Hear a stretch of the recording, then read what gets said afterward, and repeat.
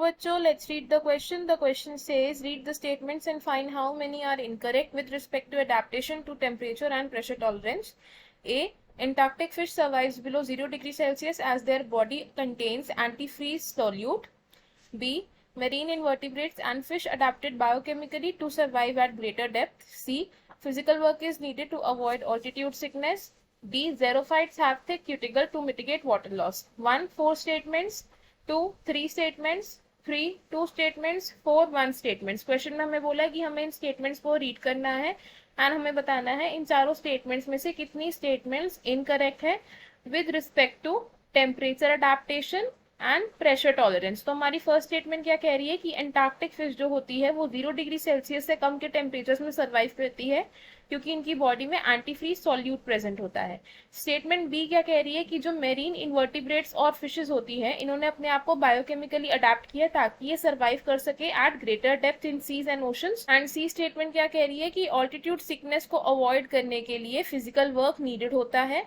Fourth statement says कि ज़ेरोफिटिक plants के पास एक थिक क्यूटिकल होता है जिससे कि वो क्या करते हैं, वाटर लॉस को कम कर सकते हैं। तो हमें बताना है कि इन चारों स्टेटमेंट्स में से टोटल कितनी स्टेटमेंट्स इनकरेक्ट है। तो सबसे पहले क्या करेंगे, हम इस क्वेश्चन में की कॉन्सेप्ट को समझेंगे। तो इन दिस क्वेश्चन हमारा की कॉन्सेप्ट क्या होगा, adaptation against temperature and pressure. Adaptation against temperature and pressure। Temperature और प्रेशर के अगेंस्ट ऑर्गेनिजम्स अलग अलग तरीके से रिस्पॉन्ड कर सकते हैं या उन्होंने खुद को अलग अलग तरीके से अडेप्ट किया है। तो अगर हम बात करें ज़ेरोफाइट्स की, ज़ेरोफाइट्स क्या करते हैं, ज़ेरोफाइट्स के पास क्या प्रेजेंट होता है, एक थिक क्यूटिकल प्रेजेंट होती है, थिक क्यूटिकल की प्रेजेंस से क्या होता है कि जो ज़ेरोफाइट्स होते हैं ये वाटर को कंजर्व कर सकते हैं जिसकी वजह से क्या होता है, जो इनका वाटर लॉस होता है वो रिड्यूस हो जाता है, रिड्यूस्ड वाटर लॉस। नेक्स्ट अगर हम बात करें फिशेस की, फिशेस कौन सी फिशेस की बात कर रहे हैं हम, एंटार्क्टिक फिशेस की। जो एंटार्क्टिक रीजन में फिशेस प्रेजेंट होती हैं इनकी बॉडी में क्या होता है, एंटी फ्रीज प्रोटीन होता है। They have anti freeze protein. Anti freeze protein मतलब कि ये ऐसा प्रोटीन है जो एक्सट्रीम कोल्ड टेम्परेचर्स पर भी फ्रीज नहीं होगा, ना कि बॉडी सॉल्यूट्स को फ्रीज होने देगा। तो ये क्या करता है, prevent body fluids from freezing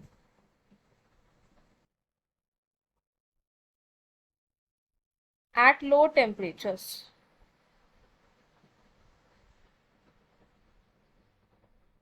next case अगर हम देखें मेरीन इन्वर्टिब्रेट्स और मेरीन फिशेस का, मेरीन फिशेस एंड इन्वर्टिब्रेट्स। तो मेरीन फिशेस और इन्वर्टिब्रेट्स हमें कहाँ मिलते हैं, deep into the aquatic bodies. ये कहाँ मिलते हैं, डीप इन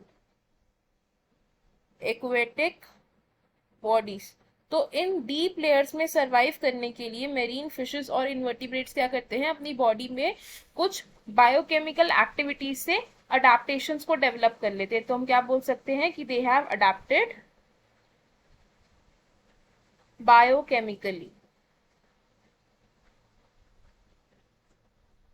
ताकि वो एक्सट्रीम प्रेशर कंडीशंस में सरवाइव कर सके। नेक्स्ट हम बात करते हैं कि जब हम ग्रेट हाइट्स पर जाते हैं, एट हाइट्स।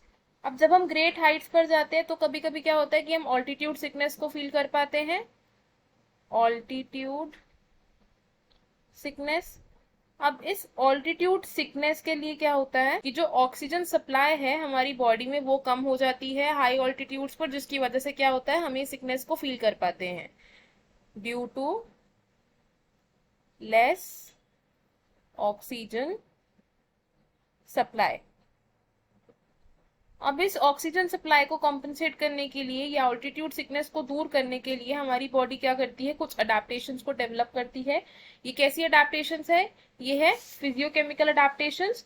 और अकॉर्डिंग टू दिस अडेप्टेशंस क्या होता है कि हमारी बॉडी में red blood cell production increase हो जाता है, increase in red blood cell production. हमारा ब्रीथिंग रेट ज्यादा हो जाता है, increased breathing rate.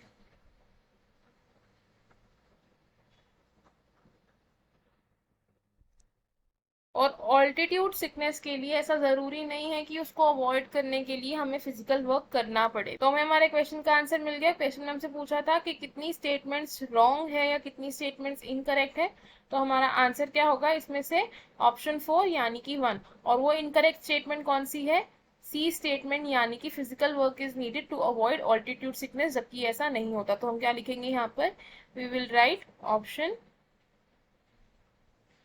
4 is correct. अब देखते हैं कि बाकी ऑप्शंस क्यों इनकरेक्ट है। ऑप्शन 1 से 4 स्टेटमेंट्स, तो चारों की चारों स्टेटमेंट्स इनकरेक्ट नहीं है, तो ये ऑप्शन रॉन्ग हो जाएगा। ऑप्शन 3 से 3 स्टेटमेंट्स, 3 स्टेटमेंट्स इनकरेक्ट नहीं है बल्कि 3 स्टेटमेंट्स करेक्ट है, तो इस वजह से ये ऑप्शन रॉन्ग हो जाएगा। ऑप्शन 3 से 2 स्टेटमेंट्स, 2 स्टेटमेंट्स रॉन्ग नहीं है या इनकरेक्ट नहीं है, तो इसकी वजह से ये ऑप्शन भी रॉन्ग हो जाएगा। तो हमारा करेक्ट आंसर क्या होगा, ऑप्शन 4 यानी कि 1 statement is incorrect. I hope you understood it well. All the best, thank you.